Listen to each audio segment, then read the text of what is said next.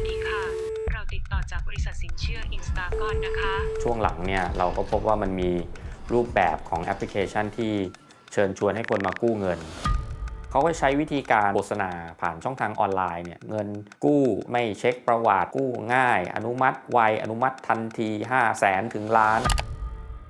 รบกวนลูกค้ากดลิงก์เพื่อลงทะเบียนเห็นไหมครับมันจะมีตารางครับข้างบนเนี่ยจะมีเงื่อนไขเสร็จแล้วก็จะมีการส่งตารางให้ดูครับจะบอกว่าสมมุติวงเงิน 50,000 ผ่อน3งวดละเท่าไหร่ถึง60งวดแล้วจะมีการแอบอ้างโดยใช้โลโก้ธนาคารต่างๆเพื่อให้น่าเชื่อถือขึ้น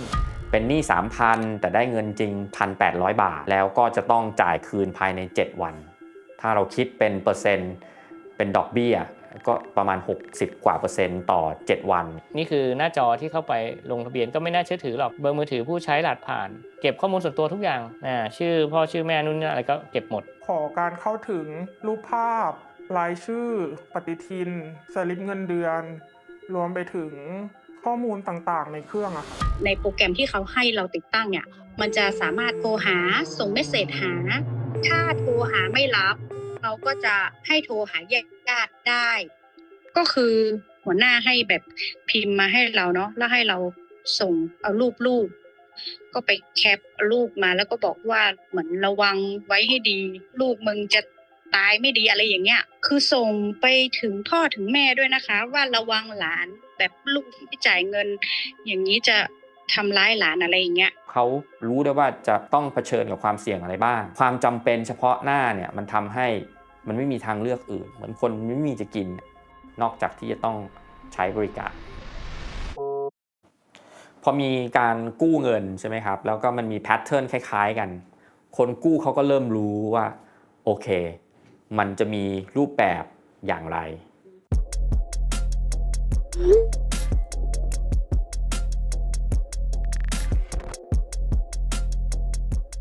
เคยเป็นคน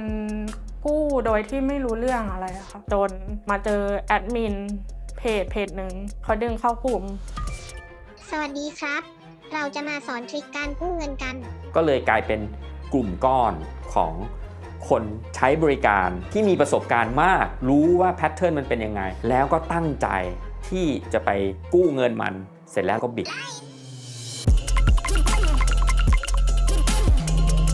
แอดมินพวกเนี้ยเขาจะเข้าเพจชั้น4เข้ากลุ่มไลน์ชั้น4เดี๋ยวฉันจะสอนเองว่าทำยังไงมีแอปอะไรบ้าง iOS Android อะไรแอปไหนโหลดได้ทำยังไงบิดยังไงพาบิดพากู้ทริคแรกก็คือ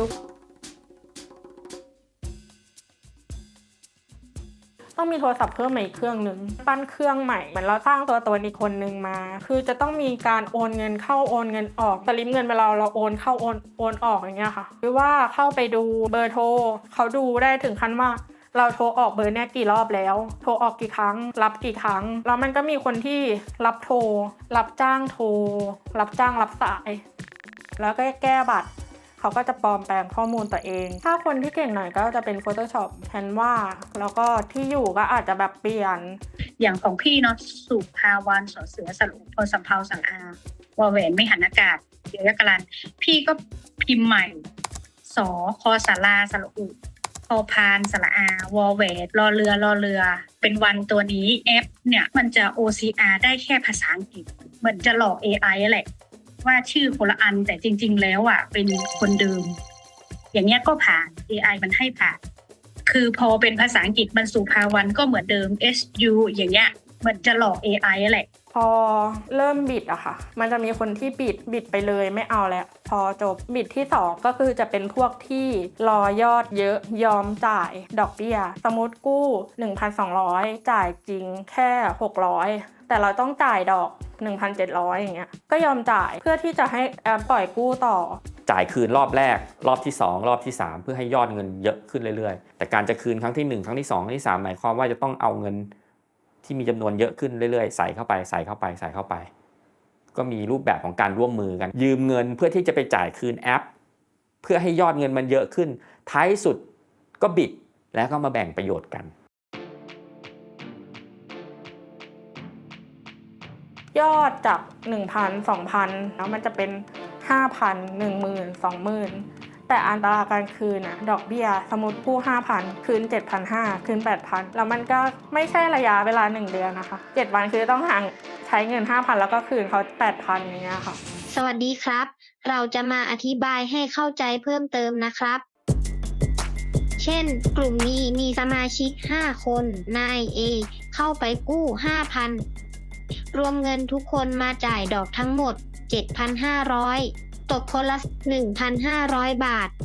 พอแอปอนุมัติยอด 20,000 นาย A ก็บิดเงิน 20,000 หารสมาชิก 5 คน ก็จะได้คนละ 4,000 บาท แล้วสมาชิกคนอื่นก็ทำแบบนี้ไปเรื่อยๆ จริงๆพี่คิดว่าพี่ก็น่าจะหยุดไม่หยุดก็ยังจ่ายดอก ไปกันต่อ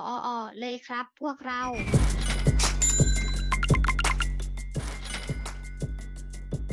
บางคนยอมเป็น100,000 200,000 ยอมจ่ายเรื่อยๆยอมอัพยอดเรื่อยๆสุดท้าย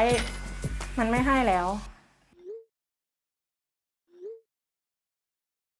เมื่อก่อนเนี่ยมันจะเป็น AI ท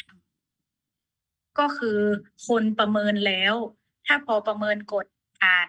AI จะเป็นคน